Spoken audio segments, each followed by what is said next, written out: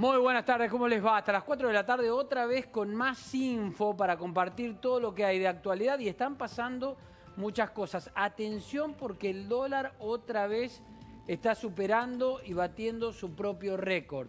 Después les vamos a contar cómo queda el blue, que es lo que está subiendo cada vez más. Pero vamos a ponerle la tapa a la tarde de esta manera. Estos son los temas que tenemos en tapa. La UBA tiene protocolo para volver a clases. Vamos a ver si podemos hablar con el rector de la Universidad de Buenos Aires, que nos cuente un poco cómo están preparándose para el regreso a clases en la universidad. Coronavirus, Argentina, campeón de vuelta. Argentina sexta en el mundo en cuanto a casos y contagios. Increíble, ¿qué pasó? Que después de tanta cuarentena estamos sextos en el mundo. Lo decíamos recién, el dólar sigue subiendo. Atención con esto, que la brecha entre el dólar oficial y el dólar paralelo ya es la más amplia en los últimos 30 años. Chocobar, ¿qué pasa con Chocobar? Comienza el juicio del caso del policía Chocobar. Vamos a conocer algunos detalles de nuestros compañeros especialistas que nos van a contar qué puede pasar en ese juicio.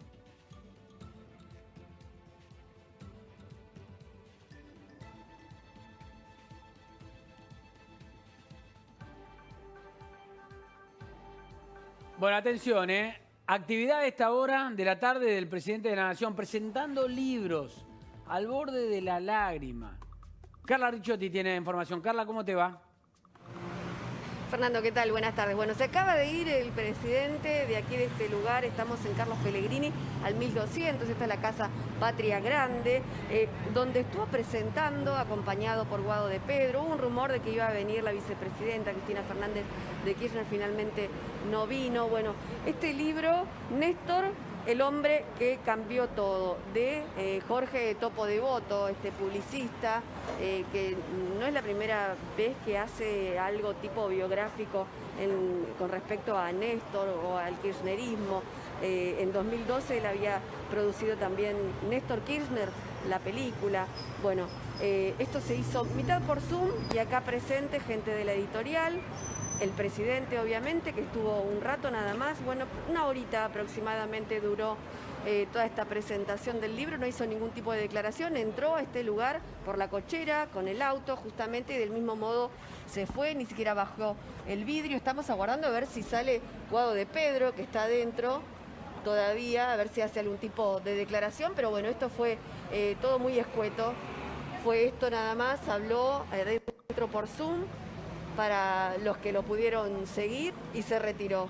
Fernando, eso fue la actividad ahora del presidente, ahora seguirá entonces con lo que resta del día con la actividad en cuanto a lo que tiene que ver con el tema coronavirus y los posibles anuncios del día de mañana, ¿no? Porque tiene reunión con gobernadores, con especialistas infectólogos. Bueno, hay que ver de acá en más cómo decanta la tarde en este sentido. Pero acá, bueno, la expectativa es saber si habla finalmente Guado de Pedro, que es el único que quedó, porque Alberto Fernández se fue rápidamente. Bien, habrá que ver. Ahí estamos compartiendo, mientras vos nos contás, la imagen de lo que fue la participación de Alberto Fernández en esta presentación. Algunos dicen que estuvo al borde de las lágrimas, de la emoción, obviamente, tratándose de un libro que habla de Néstor Kirchner, ¿no? Y recordando, obviamente, los primeros momentos de la militancia con Alberto Fernández. La imagen la estamos compartiendo ahora y como decías vos, Carla, el presidente yéndose para preparar lo que va a ser el anuncio, por lo menos, de la próxima fase de otra cuarentena más. En realidad, de otra fase más. ¿Vuelve a los anuncios, Bernardo, Alberto Fernández?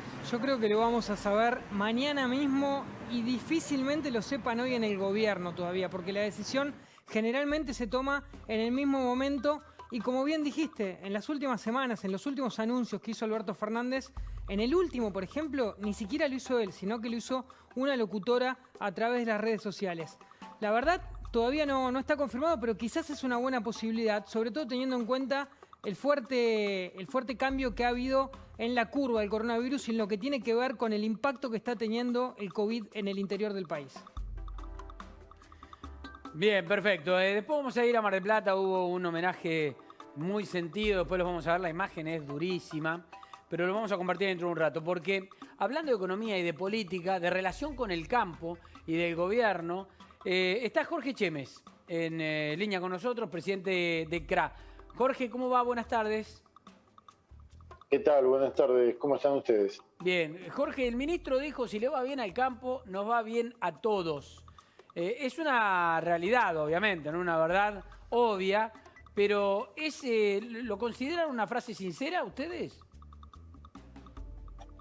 Si tenemos que juzgar por los hechos, yo diría que no, porque evidentemente daría la sensación de que una cosa es lo que piensan y lo que dicen, pero la verdad es que los hechos están marcando algo muy diferente a lo que se está pensando. Las medidas que se están tomando no muestran para nada que se esté apuntando a una mejoría o a un desarrollo y crecimiento del campo, que es lo que hace falta para cumplir con eso, para que nos vaya bien a nosotros y de alguna manera también el gobierno pueda gozar de esa mejoría del sector, ¿no? Ahora, ¿qué es lo que hoy no colabora con la producción del campo? Porque en teoría se anunció la rebaja de retenciones, ¿no? Por lo menos por 3 meses. Sí, obviamente que la carga impositiva que estamos sufriendo es el principal factor. Hay otros más, pero es el principal factor. Y sí creo que es bueno explicar que una rebaja de un 3%, que significa prácticamente nada, acotado en un lapso ni siquiera de 90 días, porque el 3% rige los primeros 30 días. Los 60 días significan un 2% y un 1% en los 90 días. O sea que prácticamente no tenemos un tiempo considerable ni siquiera para recuperar la posibilidad de un negocio a un precio mejor. Pero vuelvo a repetir, un 3% significa prácticamente nada si comparamos la altísima carga impositiva que hoy tiene un productor que tiene que enfrentar con su producción. Jorge, en toda esta cuestión impositiva hay un detalle bien importante que se viene, nada más, digo un detalle, pero imagino que para ustedes no lo es, que tiene que ver con el impuesto a la riqueza y con la posible aprobación en el Congreso de este proyecto que impulsa el gobierno. ¿Cómo lo están siguiendo el tema y de qué manera creen que les puede llegar a afectar? Lo seguimos muy preocupados porque vemos que se sigue cometiendo el error donde se sigue grabando el capital y no la rentabilidad. Con esto quiero decir de que tener capital no significa que uno tenga ganancia o rentabilidad. Y esto ocurre claramente en el campo. Estamos sentados arriba de un capital importante y sin embargo los márgenes de rentabilidad son tan bajos que no permiten afrontar semejante carga impositiva y obviamente la inversión para poder seguir produciendo.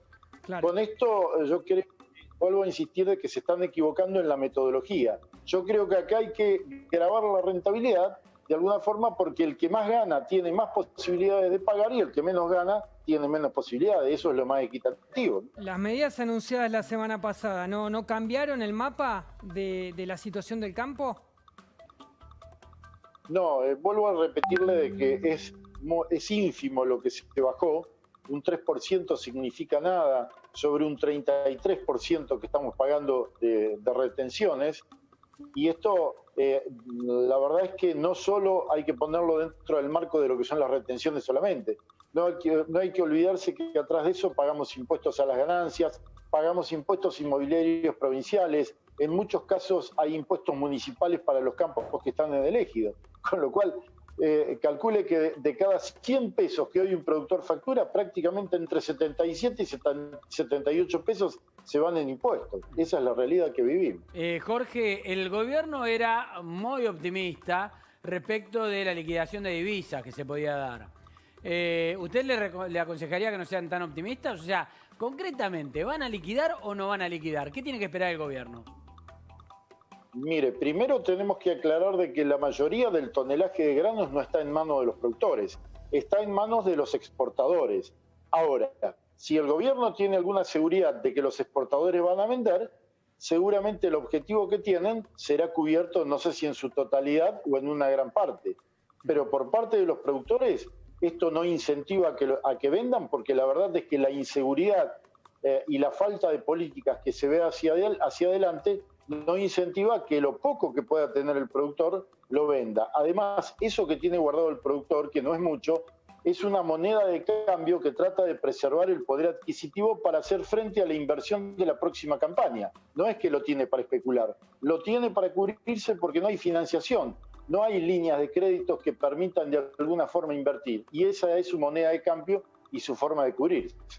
Jorge, le pregunto por algo que ocurrió en los últimos días, en las últimas horas diría yo, que tiene que ver con un extraño reproche, si se quiere, por parte del campo contra Carlos Heller, el titular del Banco Credicop y titular además y coautor de la ley del impuesto a la riqueza. ¿Esto se dio o fue una burbuja de las redes nada más? ¿Conoce gente que haya cerrado su cuenta? ¿Gente es productores del campo su cuenta en ese banco? La verdad es que yo no tengo conocimiento ni tampoco pude recabar más información que la que hemos escuchado por los medios periodísticos. Así que si le digo, le miento. Yo, sin duda, si se ha hecho, ha sido una medida, porque bueno, Carlos Heller, como diputado, es quien está, digamos, llevando adelante este proyecto tan discutido y que realmente creemos que no condice con la verdadera situación que vive el sector agropecuario. Bueno, a ver, siempre el kirchnerismo pensó y creyó que el campo es rico, ¿no? El kirchnerismo tiene un concepto equivocado del campo. Está muy bien la apreciación que usted hace. Durante todos los años del gobierno anterior hemos tenido que soportar análisis, digamos, equivocados. Yo creo que tienen un concepto tan con digamos, pensamientos tan equivocados que piensan inclusive en que somos dueños de la tierra, que somos terratenientes, que somos grandes oligarcas y grandes especuladores. Y nada más lejos que eso. Hoy el productor no es un productor con cantidad de hectáreas tan importantes como la que ellos dicen. El productor hoy es un trabajador más en este país que trata de defenderse entre tanta inconsistencia y falta de políticas para desarrollar la producción, ¿no? Jorge, siguiendo esta línea que marca y esta distancia que siempre tuvo el kirchnerismo respecto al productor agropecuario, ¿teme o le preocupa que de alguna manera o puede haber algún tipo de herramienta formal desde el gobierno para obligarlos a liquidar?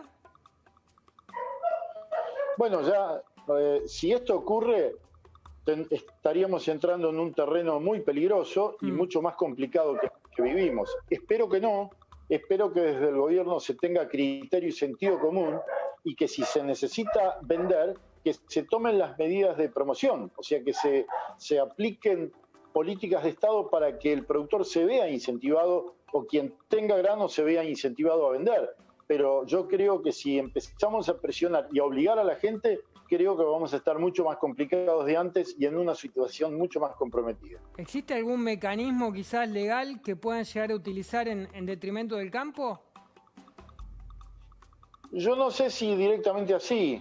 Hay que recordar que en un momento del final del gobierno kirchnerista anterior, tuvimos una presión en el cual el productor que tenía grano de soja guardado no tenía acceso a ninguna línea de crédito bancaria. Eso lo tuvimos que vivir claramente y eso fue muy perjudicial también para la financiación de las inversiones. Si existe alguna otra herramienta legal que puedan utilizarlo, la verdad es que no lo sé porque no soy un especialista ni soy abogado. Claro. Pero lamentablemente si eso ocurriera sería muy, pero muy grave y en lugar de promocionar la inversión y el crecimiento, lo que van a lograr es que la gente invierta menos y busque otros rumbos para sus inversiones. Jorge, ¿estuvo inflado el tema de los ataques a silobolsas? ¿No fue tan grave o ahora se calmó? No, en realidad, no, primero que no fue inflado. Tal vez lo que ocurrió es que dejó de estar en las primeras planas de las noticias. De hecho, los ataques a silobolsas siguieron ocurriendo, pero lamentablemente no tuvieron la difusión y la prensa Pero que ahora, venían ahora teniendo. todavía siguen los ataques. Concretamente, hasta la semana pasada hubo ataques a silobolsas, inclusive hubo algunos casos hasta de robo de granos, pero sí, no con la intensidad del primer momento, seguramente, pero todavía ha seguido. Lo que es una realidad es que ya va quedando cada vez menos porque el productor, ante el miedo y la inseguridad que estas acciones generan, va tratando de sacarlo de los campos y llevarlo a otro lado. ¿Y en algún momento el gobierno les manifestó preocupación por ese tema? Tuvimos que insistir mucho, sinceramente, para que realmente se tome conciencia. A partir de ahí, el gobierno nos manifestó y nos anunció que se creó a través del Ministerio de Seguridad y de Agricultura y Ganadería un mecanismo en el cual se iba a especializar a un departamento del gobierno para que se ocupe de esta situación, inclusive que se tenga información para ver si podíamos llegar a algo. Pero todo quedó ahí. Inclusive se habló de que se le dé participación a los gobiernos provinciales también, lo cual me parecía muy interesante porque se ampliaba el marco de gente que podía colaborar en ese trabajo. Pero a partir de ahí nunca más fuimos convocados y todo quedó en estas conversaciones que, bueno, hoy por hoy no tenemos ningún resultado. Jorge, es una pregunta repetida de alguna manera cada vez que dialogamos con usted, pero ¿cómo están siguiendo el curso del dólar en esta semana? Porque está disparándose sobre todo fuerte el oficial en primer lugar, porque ha habido una devaluación importante a partir del lunes, pero también el blue. Bueno, en realidad lo seguimos también con mucha preocupación porque no sé si toda la gente sabe que nosotros lo que vendemos, lo vendemos al dólar oficial menos las retenciones, que hoy en el caso de soja serían 30%. Con lo cual, para que la gente tenga idea, el dólar al cual vendemos soja hoy no supera los 57, 58 pesos, en esos valores está.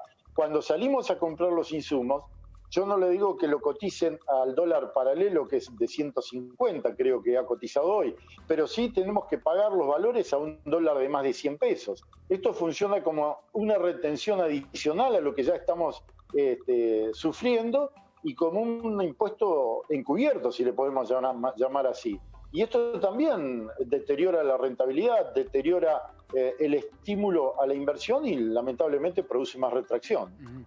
El dólar blue estaba moviéndose en torno a los 155 y estaba superando su techo, solo como para información. La última, Jorge. ¿Cuándo fue el peor momento del campo en materia de presión impositiva? Mire, hoy es uno de los peores momentos históricos y yo no sé si no es el peor momento. Tal vez el 2008 o el 2009 fue otro momento muy comprometido, con la única diferencia que en aquella época el valor de la soja, para que se tenga una idea, era de $600 contra hoy creo que no llega a los 400 o 300 y pico.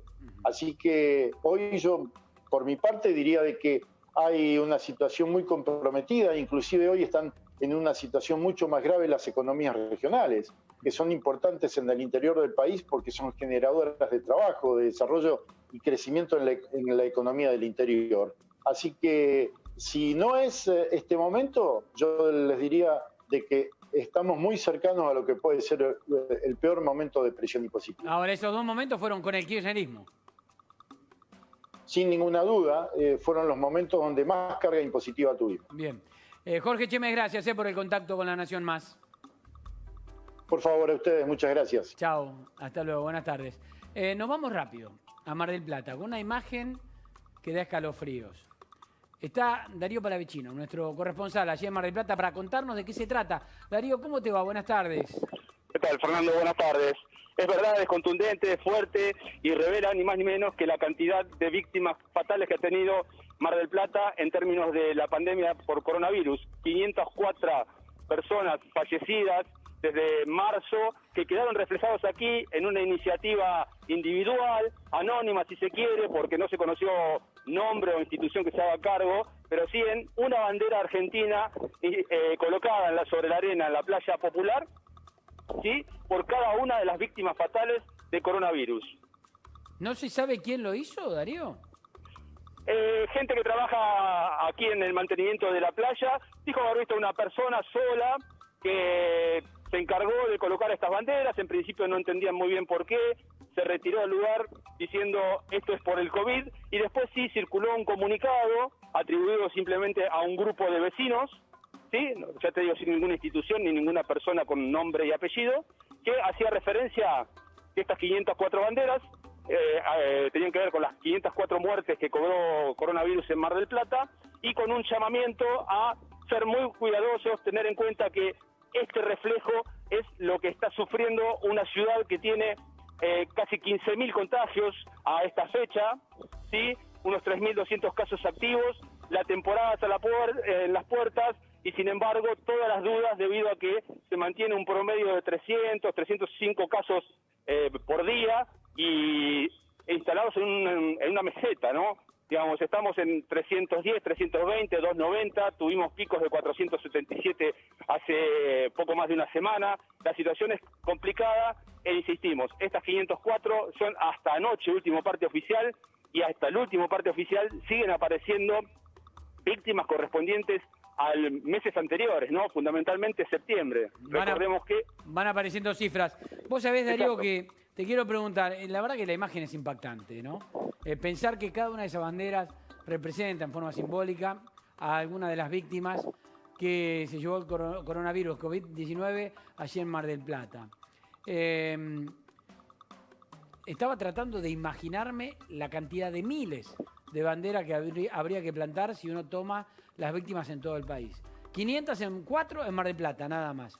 Darío, ¿qué pasó con Mar del Plata? Yo recuerdo no hace mucho, era la ciudad casi ejemplo y la ciudad envidiable, en donde estaban yendo a los restaurantes, yendo a los bares, pudiendo pasear tranquilamente por la playa, precisamente porque en teoría se habían cuidado bien, habían hecho bien las cosas y el COVID no había llegado en forma contundente como a otros lugares del país.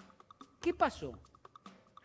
Creo que lo que pasó fue un poco irresponsabilidad individual, ¿no? Porque los protocolos existieron, los cuidados estaban.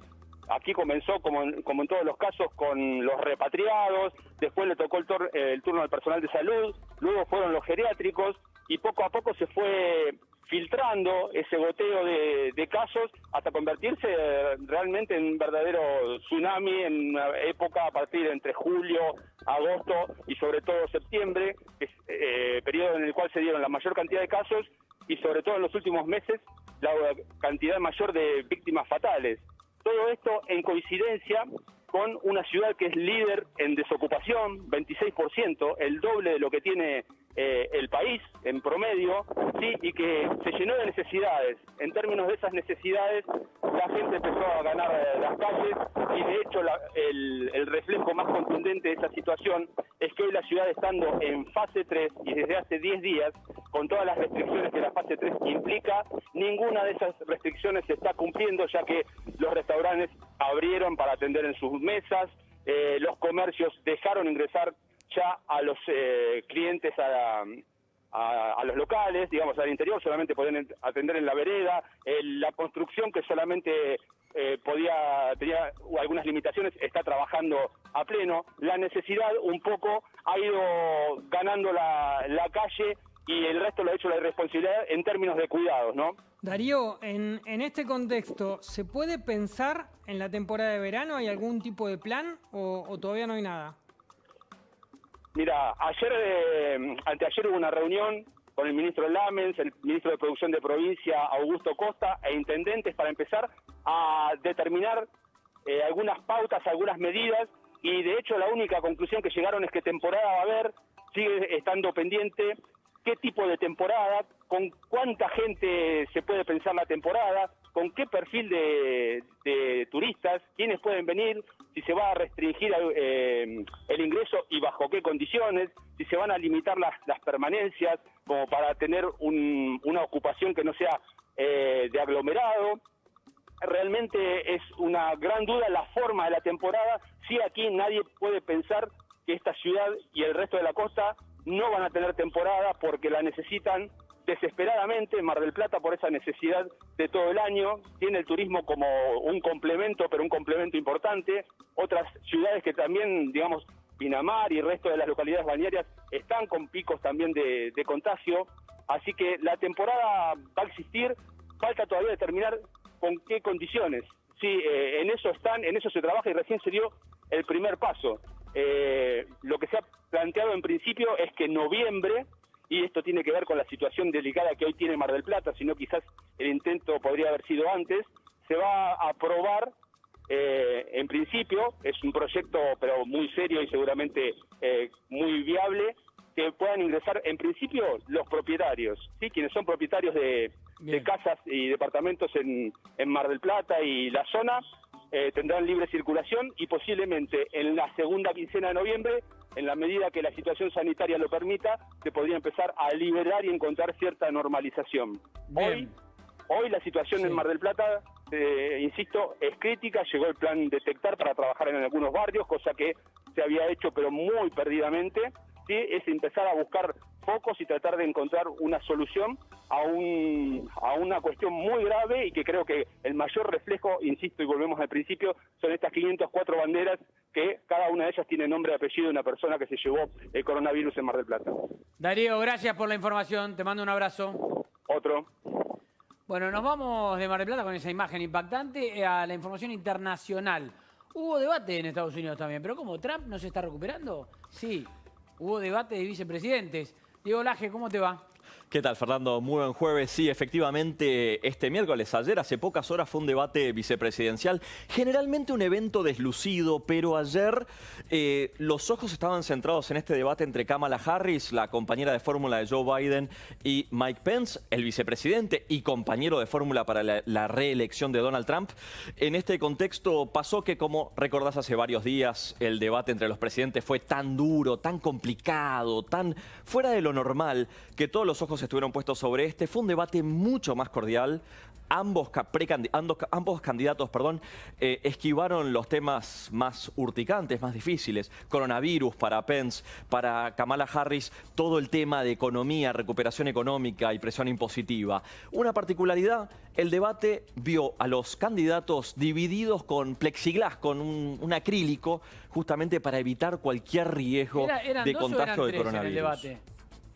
¿Cómo? ¿Eran 2 o eran 3 en el debate? Eran 2 con la conductora, que esta vez la conductora, te digo, cuando empezó el debate largó diciendo: muchachos, estoy acá para hacer cumplir las reglas. O sea, una indirecta clara, sí, más que una directa. A mí no me van a hacer lo que le hicieron a Wallace la semana pasada, Me dijo. refería a un tercero que apareció ahí. Qué sé yo, ¿viste cuando decís cómo me gustaría ser mosca para saber qué pasó en ese lugar? Sí. Bueno, alguien fue mosca para saber qué pasó en ese lugar. Claramente, el tercero en discordia, más o menos a la hora de debate, es un debate de 1 hora y media, a la hora de debate entró la mosca que ves prominentemente en la cabellera blanca. En esa cabellera blanca, o sea, sí, imposible que pase desapercibida. Primera recomendación para Mike Pence es que se tiña el pelo de negro, quizás. La segunda es que, por supuesto, esto se convirtió ahora en la estrella del debate, Fernando. Salieron hasta palmetas en broma, justamente por el tema de la mosca. Tremenda es la imagen esa, mirá vos. Y se quedaba ahí, se quedó pancha, no tenía ningún problema, ¿no? No, es que además él movía la cabeza, pero estaba tan concentrado en esos ataques, porque te digo una cosa, desde el principio Kamala Harris, te diría que para usar analogía del fútbol, fue planchazo a la rodilla, o sea, se portaron bien, no se gritaron, no se interrumpieron, pero agresión hubo clara desde el punto de vista retórico. Y Mike Pence tuvo que combatir, tuvo que resistir los embates de esta ex fiscal general de California. California, el estado económicamente más grande de Estados Unidos, una mujer que por supuesto tuvo que combatir bandas delictivas, narcotráfico, todo tipo de delitos. No es fácil debatir con la ex fiscal general del estado de California. Sin embargo, quien se llevó todos los galardones fue la mosca, que ahora tiene, primero, cuenta de Twitter propia y hay un hashtag para votar para la elección 2024 a la mosca. Así que, no sé, te la dejo picando, Fernando. Me parece bien, gracias.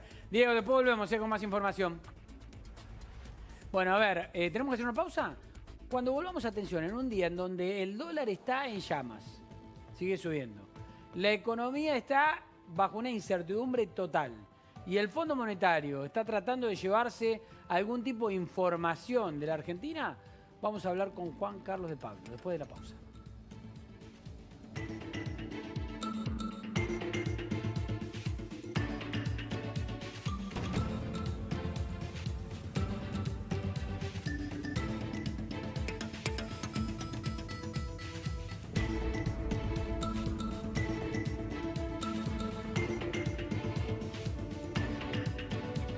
Poto celebra sus 50 años y tenemos una promo garantizada por los especialistas en premios. Mira que hice muchos concursos en mi vida, pero como este, ¡impresionante! Y yo, con los años que vengo dando premios, nunca vi nada así, ¿eh? Podés participar por uno de los 1500 changuitos. ¿Escuchaste, Silvio? ¡Son 1500 changuitos! ¡La cinta, Julián! Podés participar por uno de los 1500 changuitos. ¡Son un montón! De 20.000 pesos cada uno. ¡Son 20 luquitas! A ver, en 10 segundos, sin repetir y sin soplar, pensá en todo lo que te podés llevar. ¿Y si agregamos más marcas para sumar más chances? ¡Sí, dale! Nosotros, los especialistas en premios. Te lo garantizamos. ¡Feliz 50 aniversario para todos! Coto, cumplimos con vos.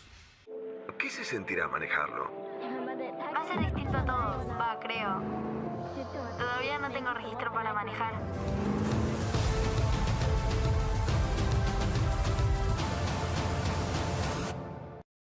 Carrefour cumple 38 años. Última semana. Hasta el 12 de octubre, con Mi Carrefour 2x1. En marcas de golosinas, cápsulas de café y jugos en polvo. 80% de descuento en la segunda unidad en marcas de galletitas, postres lácteos y shampoo. Además, queso Cuartirolo Tremblay a 28 pesos con 90 por 100 gramos. Un compromiso que cumple 38 años. Vos cambiaste su vida. Él cambió la tuya. Contra pulgas, garrapatas y mosquitos, Pipeta Power. Protección total. Hace que tus hijos disfruten del aire fresco adentro como lo disfrutan afuera. Con Lisoform automático neutraliza todos los olores de tu casa. Lisoform. SC Johnson. Si sos Movistar, tenés Movistar Play, que ahora tiene lo mejor de la televisión. Porque la tele sigue teniendo ese no sé qué. No sabemos si será haber crecido juntos o si es que tenemos un deseo ilógico de saber cuánto falta para el verano. ¿Por qué seguimos viendo la temperatura acá teniendo tantas otras opciones? Debe tener un imán.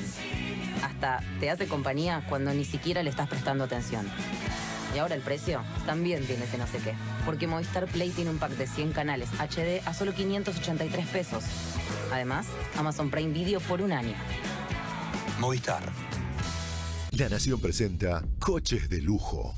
Una colección de réplicas del más alto nivel para armar a escala 1:18. Promo lanzamiento, primeras piezas del Cadillac más fascículo a solo 199 pesos con 90. Búscalo en tu kiosco o suscríbete online. No me ayudes. Si ves que tuve un día largo, no me ayudes.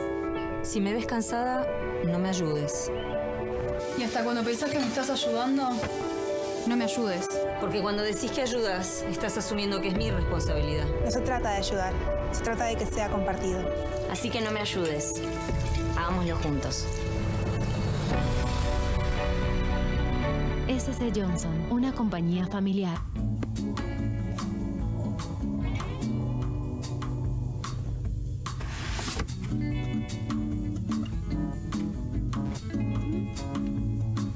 Ma, ¿qué significa sin fondos? Porque usé tu tarjeta para comprar vidas del juego y me salió eso. Si tu noche se va a arruinar, que no sea por los mosquitos. Usa Fuji todos los días y manténlos alejados. Fuji, protege como vos. SC Johnson, una compañía familiar. Transforma tu día. Dale vida.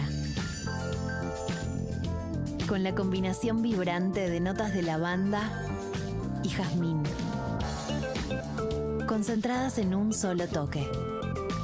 Merece fragancias así de increíbles. Glade Toque. El poder de la verdadera fragancia. Creada solo por Glade.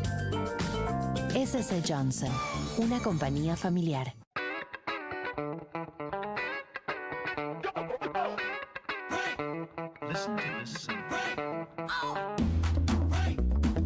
Hay polillas en tu casa. Deja de disimular.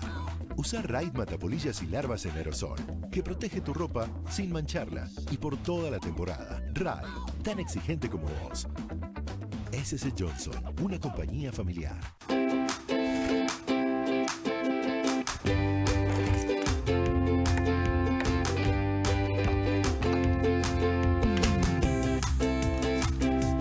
Cuando realmente importa, confía en Ayudín.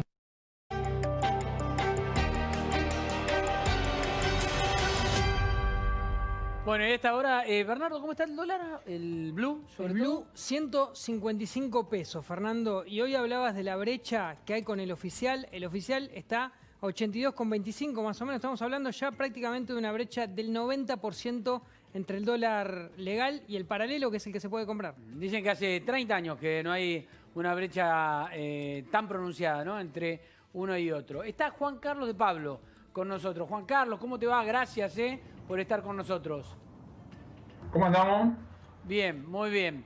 Decime una cosa, ¿tiene sentido estar viendo cómo está el dólar, cómo no está el dólar? A la gente le importa, la gente está atenta al dólar o no. Vos sos el que sabés, vos sos el periodista.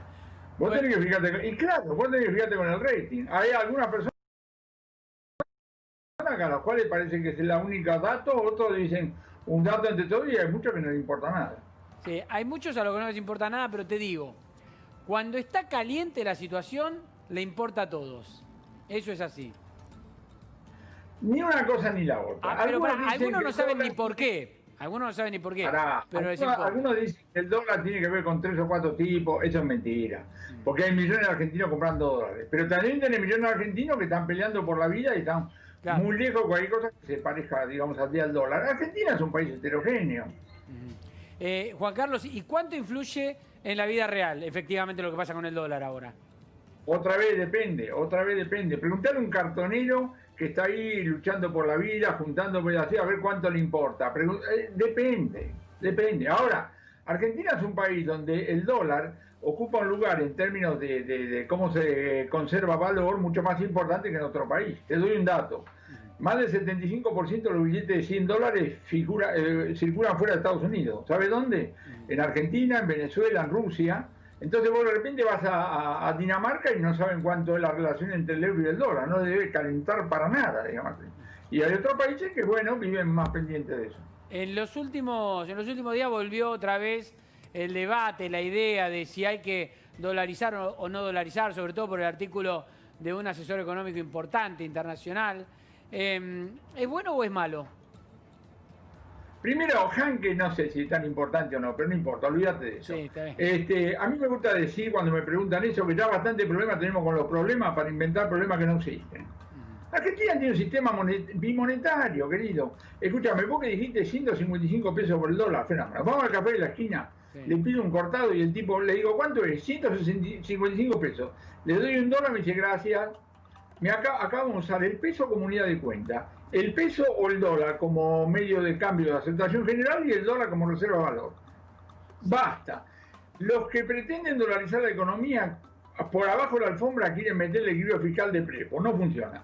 Porque si a fin de mes un gobernador con los dólares que tiene no puede pagar los salarios, no es que llama a todos con provincianos y dice, les tengo que bajar los salarios. Emite cuasimonedas. Y con la misma fuerza le digo que están los otros del otro lado diciendo hay que lavarle el cerebro a los argentinos para que se olviden del dólar. No pierdan tiempo. La razón por la cual los argentinos atesoramos el dólar tiene que ver con el hecho de que sistemáticamente le pegaste al ahorro en pesos desde Perón para acá. Juan Carlos, te metiste con un tema que también fue en las últimas semanas otra vez tema de debate. ¿Existe el riesgo de que aparezcan las cuasimonedas? Cuando falta un bien aumenta la demanda del sustituto más próximo. El sustituto más próximo de un gobernador, un intendente, que no tiene suficiente plata es la cuasimoneda. Ya tenemos antecedentes. Y además el antecedente dice que la cuasimoneda, cuando se normalizó la situación, tipo 2003, 2004, 2005, no me acuerdo, fueron rescatadas por el gobierno nacional. Con lo cual el gobernador de una provincia dice, yo las emito, después veremos. Y el empleado público, que parte del salario lo va a recibir en eso, lo va a hacer. Y el supermercado de la esquina lo va a utilizar, ya sabemos. Ahora, no es una estrategia, es parte, digamos, es parte de la dinámica y de las circunstancias. Ahora, Juan Carlos, quizás después de 2001 muchos pensaron o hablaron de la cuasimoneda como una mala palabra, digo, como tener varias monedas en el país quizás no era algo regular para la economía de alguna manera. ¿Puede ser positivo en algún aspecto pensar en ese escenario en el futuro, en corto plazo? Lo de mala palabra no es profesional, pero ciertamente que la cuasimoneda es peor que la moneda. Cualquiera se da cuenta. Vos aceptás parte de tu salario en una cuasimoneda cuando no tenés alternativa, es así. Y desaparece. Yo me acuerdo, había toda una serie de gente que hacía unas teorías fantásticas. ¿Vos te acordás? Ustedes son jovencitos. Los clubes de trueque. Yo puedo entender que una señora que se queda sin efectivo, no tiene, agarra y dice, voy a hacer una torta de manzana y voy a ir a la plaza de la esquina a ver si la puedo cambiar por alguna otra cosa. El trueque es infinitamente peor que una economía monetaria, pero como lucha por la vida, circunstancias de otra manera, aparece.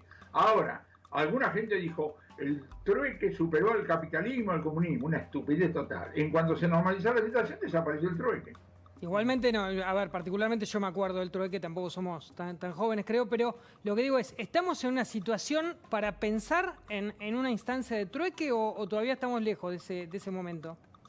Mi querido amigo, yo insisto, Argentina es heterogénea. Vos tenés pedazos de Argentina que funcionan de determinada manera, pedazos de otra manera. Suponete que pensar el pueblo X y pensar una persona que dice no encuentro efectivo, cosa por el estilo, y estoy dispuesta a hacer alguna cosa. Y entonces inventa la torta de manzana o no sé, cualquier otro producto y se sienta y de repente encuentra a otra persona. Entonces digo, el dinero, que es un invento genial, que tiene miles de años de funcionamiento, hace que sea muy superior a una economía del trueque. Ahora, la economía del trueque es mejor a morirse. Juan Carlos, está el Fondo Monetario observando un poco la situación en Argentina. Hoy se reunieron con empresarios. Los empresarios le pidieron que, por favor, necesitan un acuerdo, necesitan ver un horizonte para adelante. ¿Qué es lo que necesita el Fondo Monetario para sentarse y decir, bueno, está bien, lleguemos a este acuerdo? ¿Qué necesita el fondo? Primero, ¿me puedes explicar por qué tuvieron que venir físicamente hasta acá? ¿Para averiguar qué? No entiendo, pero no importa, dejado. Bueno, no tengo ni idea. Cuando todo hoy es comunicación vía Zoom, ¿no? Todo con un Zoom, cosa parecida. ¡Pum! Muy bien. El Fondo Monetario es varias cosas simultáneamente. La burocracia, ahora voy a hablar de la gente que está acá. La directora gerente y el directorio. La directora gerente el otro día en la CNN hizo una declaración realmente insólita. Dijo, no le vamos a pedir más ajuste del gasto público a la Argentina.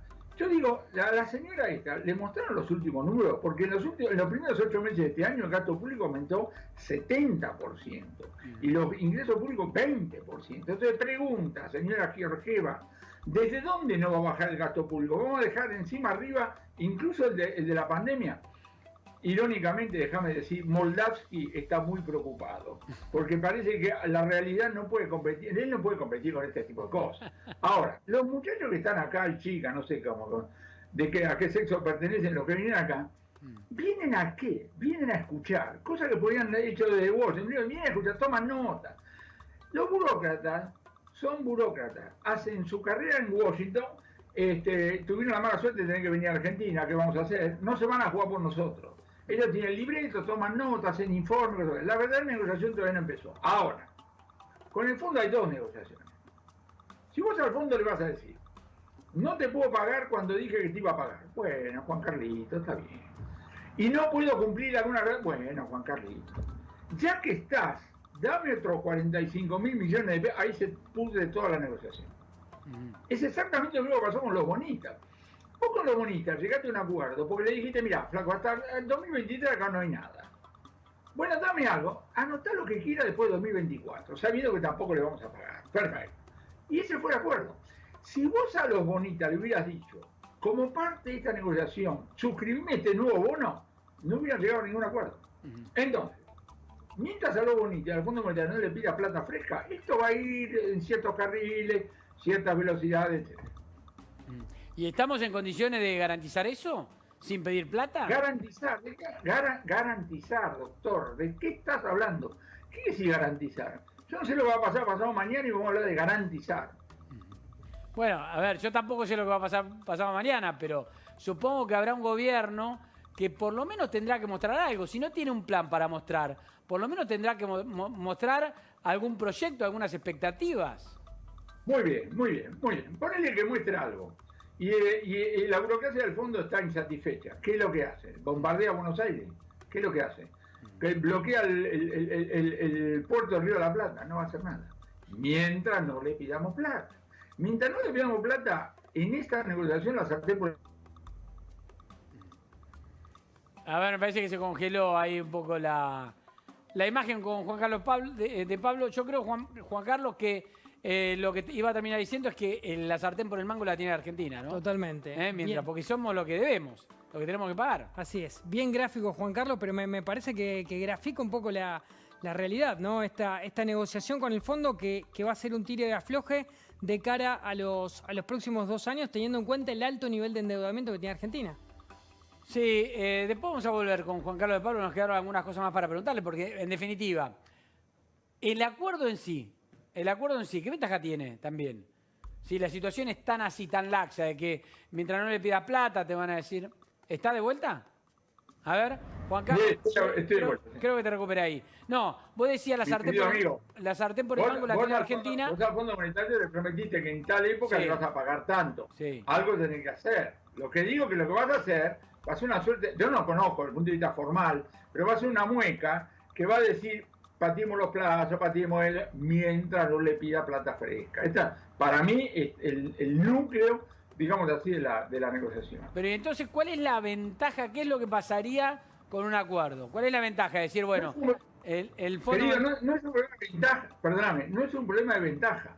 Vos tenés una fecha donde dijiste vas a pagar tanto, algo tenés que hacer. Lo que digo es, yo no veo, hay algunos colegas nuestros que dicen, o amigos, bueno, el gobierno este está en joda, pero ahora viene el Fondo Monetario y lo pone en caja y ahí... Eso no existe eso. ¿Eso es mentira? No existe, punto. Ni mentira ni verdad, no existe. No es una forma de entender cómo se negocia con este fondo, sobre todo cuando no le vas a pedir plata. Ahora, si vos le vas a querer pedir plata, decir, dame otros 40.000 millones, otro va a ser el cantar. Nadie está esperando eso. Ahora, Juan Carlos, el fondo no puede venir y pedir establecer determinadas pautas, sobre todo en lo que tiene que ver con el tipo de cambio o la inflación, el manejo de la inflación. No. ¿Vos pensás que no va a marcar determinadas pautas a seguir de cara a lo que viene? Escuchame una cosa, que pida lo que quiera. Esta es una relación de fuerzas. ¿Cuál es la fuerza que tiene el fondo mientras vos no le pidas plata? Esta es la pregunta que vos tenés que hacer. ¿Entendés? Es exactamente lo mismo que los bonistas. El cuco es que el fondo domina todo, vienen acá, todos los que marcharon ayer frente al Banco Central, ¿qué tiene que ver eso con la realidad? Pero anda para atrás. El problema que hizo el fondo con Macri, desde el punto de vista técnico, no se lo creía nadie. En particular los argentinos, seguimos comprando dólares. La burocracia del fondo tampoco se la creía. Y los economistas argentinos dijimos, ¿esto qué? Punto. Entonces, ¿de qué estamos hablando con el fondo? Y eso cuando te daban plata. Acá, insisto, ni siquiera estamos discutiendo que te den plata fresca. ¿Ves un margen para, pregunto, digo, no solo con el fondo, sino con otros organismos? ¿Ves margen todavía para que el gobierno pueda llegar a aumentar la deuda en los próximos años ante la situación que hay? Depende de los organismos. De repente en el Banco Mundial le podemos vender un proyecto para asfaltar la pampa húmeda, no sé, digo cualquier cosa. El puente Buenos Aires, Cape Town o cosas por el estilo. Capaz que para esos proyectos se consigue plata. La plata que hoy, con el cual están soñando varios, por la cual el Banco Central tiene 25.000 millones de dólares de reserva libre para seguir manteniendo un tipo de cambio, esa no existe. ¿Querés que te diga algo? Como contribuyente impositivo, adiós, gracias. Lo peor que le puede pasar a este gobierno, lo peor que nos puede pasar a los argentinos, pagamos los impuestos, es que a este gobierno le caigan del cielo 100.000 millones de dólares. Se los patinan, en el mejor estilo argentino, no solamente de este gobierno. La historia de la deuda pública es la historia de los gobiernos, del tipo que sea, que pudieron endeudarse. ¡Pim! Y después queda la pelota para que los contribuyentes hagamos algo. A ver, vos dirías que Argentina es una especie de ludópata al cual no hay que prestarle más plata. Vamos despacio. Siempre tenés un pirata.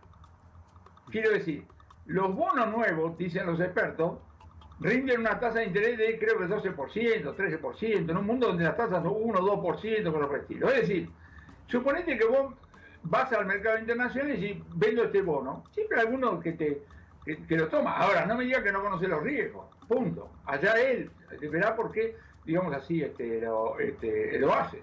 La experiencia argentina es, yo no conozco ninguna, vamos a ponerlo así.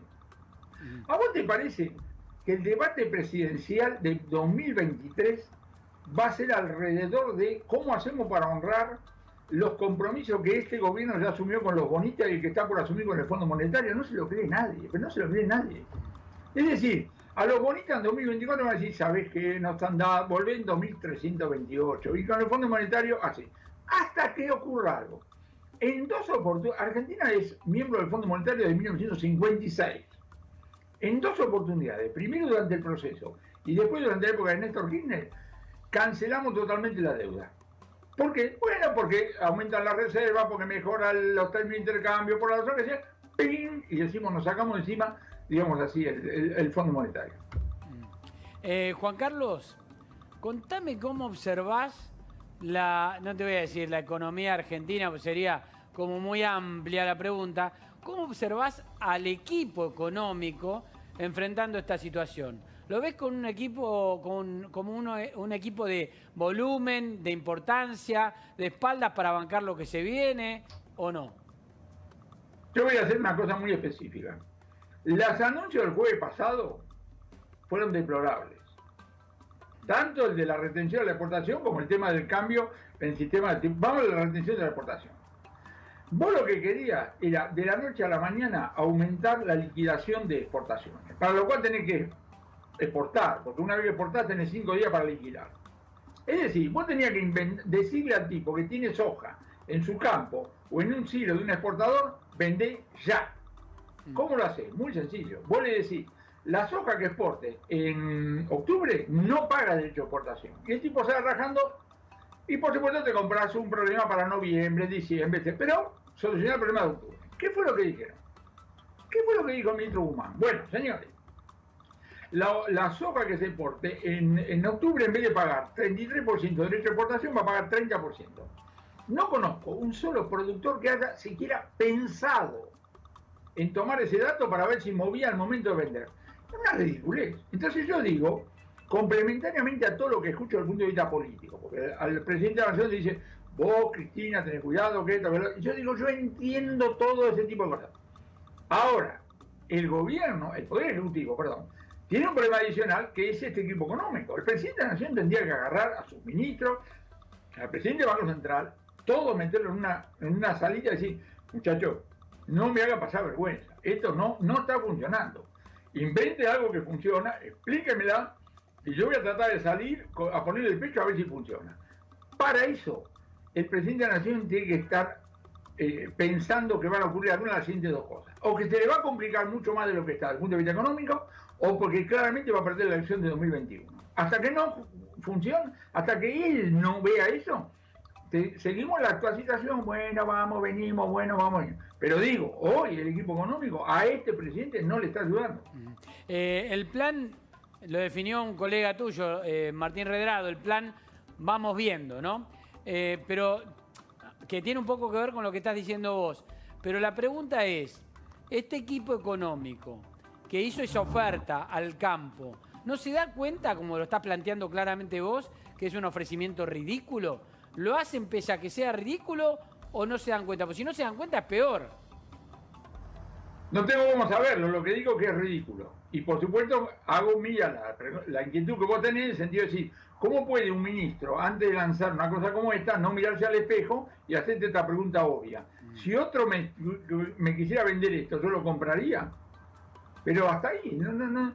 Yo me quedo con la misma inquietud que vos, digamos, tenés, porque insisto, yo no soy un tipo muy pretencioso, haga un programa integral, dígame qué va a pasar. No, yo sabe lo que digo, no hagan pavadas, no asusten al cohete. Ya bastante problemas tenemos con los problemas, nos levantamos todos los días a ver cómo le encontramos la vuelta. Hay que resolver no sé cuántos problemas y encima aparece este tipo de, digamos así, de señales que vos decís, perdón, ¿me puedes decir qué están pensando? Juan Carlos, si tuvieras que armar un equipo económico, ¿no? porque hay alguna diferencia de matices, sobre todo en lo que fue el principio del macrismo y esta etapa de Alberto Fernández. ¿Preferís a un ministro de Economía con vuelo propio, quizás como fue Pratgay, o a un titular del Banco Central también más o menos independiente, porque se supone que el Banco Central es independiente, como era Sturzenegger, o preferís un equipo alineado como parecen ser Guzmán y Pese a lo que pretende el gobierno? Un equipo implica un liderazgo. Necesitas un ministro de Economía.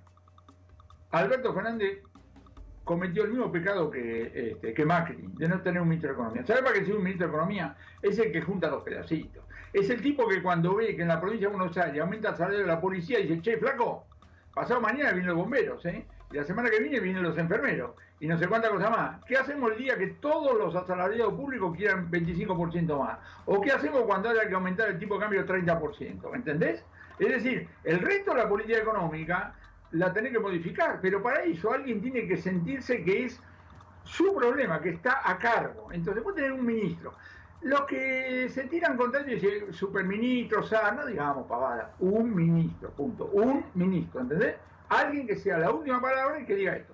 Por supuesto que el tipo ese tiene, o la tipa, por supuesto, tiene que tener el aval del presidente y de una persona de confianza del presidente y tiene que saber hablarle, digamos así, al presidente acerca de cómo se hacen, digamos así, las cosas. Hay presidentes negados con la economía, Alfonsín, hay presidentes que no tenían ningún problema con la economía, Menem. Depende digamos, vos tenés que conocer, digamos así, a tu presidente, pero vos, desde el ángulo profesional, tenés que armar algo que primero vos lo podés creer, digamos ahí, para decir, esto puede ser creíble. Bueno, vamos a ver si encima se lo podemos vender a la población. Bien, Juan Carlos, gracias por la participación en La Nación Más, como siempre. Un abrazo. Chao, muchachos. Chao.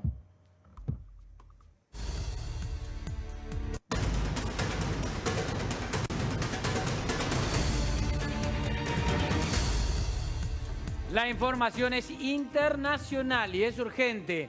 ¿Qué pasa en España, Diego Laje?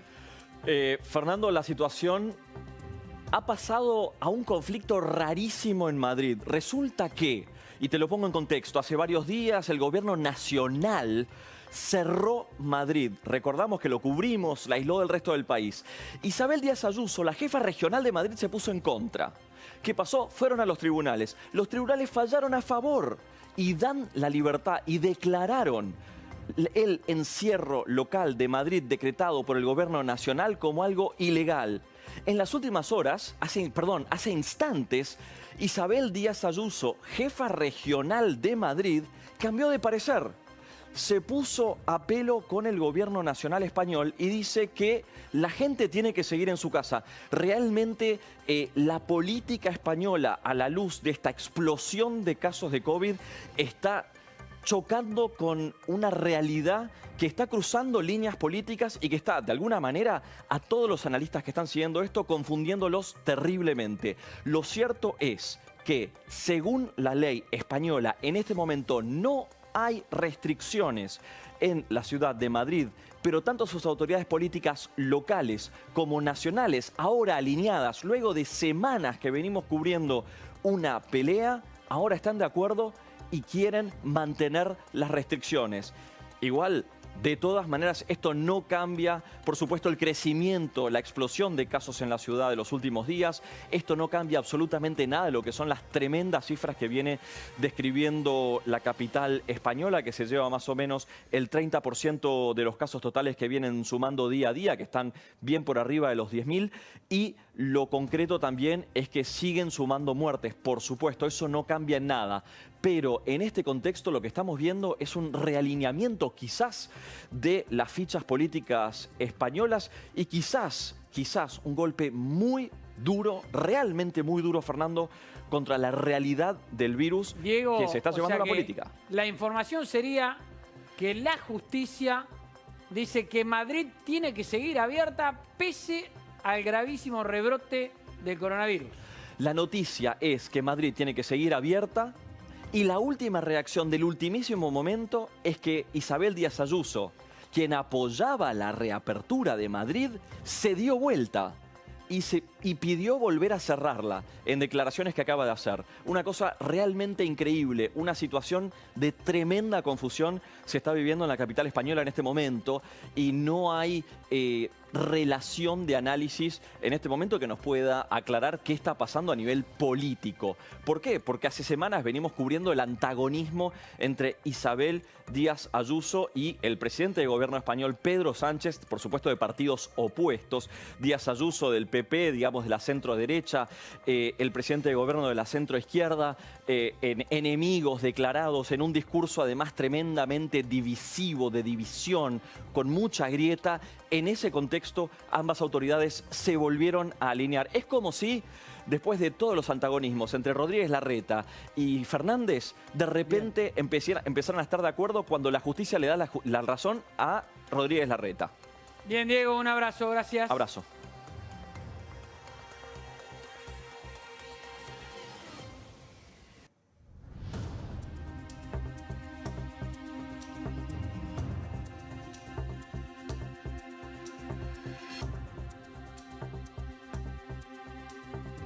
La calle caliente con la protesta y en el microcentro. ¿Qué está pasando, Nacho Damonte? ¿Cómo te va? Buenas tardes.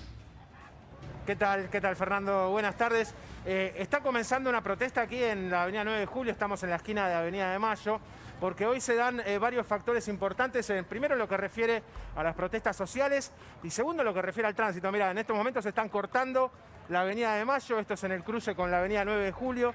Te cuento que hay, grupos de izquierda, organizaciones sociales y además también es una caravana de repartidores y trabajadores precarizados, los trabajadores de las aplicaciones de delivery, quienes se encuentran protestando también en el paro internacional de repartidores a domicilio. Además también hay un grupo nutrido de manifestantes que reclaman por la toma en Guernica, piden que no haya un desalojo y que se permita a las familias quedarse con esos pedazos de tierra en el partido del presidente Perón.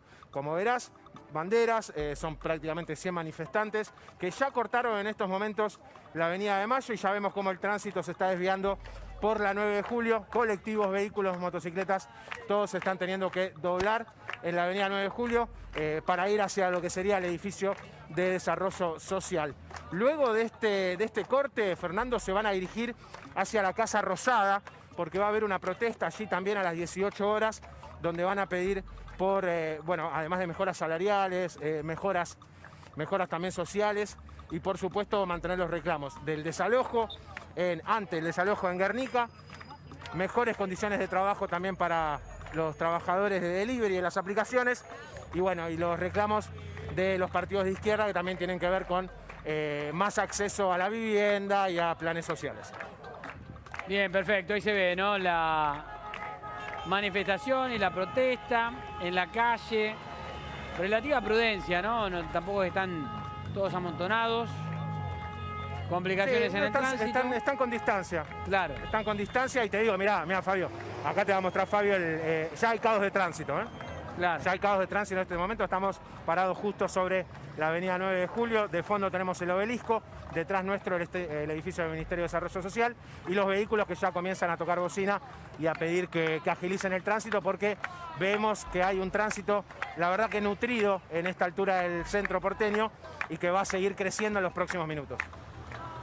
Está muy bien, Nacho, contame, ¿cuál es la calle que está cortada totalmente? Mirá, nosotros estamos en lo que sería Avenida de Mayo y el cruce con la 9 de Julio. Está cortado Cerrito de un lado, Lima de un lado, la parte de Avenida de Mayo y la esquina con la 9 de Julio. En estos momentos todos los vehículos que vienen de Avenida de Mayo, que provienen de la Casa Rosada, de Plaza de Mayo, al llegar aquí a la 9 de Julio tienen que doblar para no seguir por la Avenida de Mayo, que ya se encuentra cortada. Bien, perfecto, Nacho. Volvemos en cualquier momento. Hasta luego. Hasta luego, Fernando. Bueno, mientras todo esto está pasando, obviamente, este fin de semana se termina una nueva fecha de fase de cuarentena. Ya la verdad que estamos absolutamente perdidos, ¿no? ¿Qué fase estamos? ¿En cuál entramos? Depende de dónde vivimos, es lo que tenemos que observar.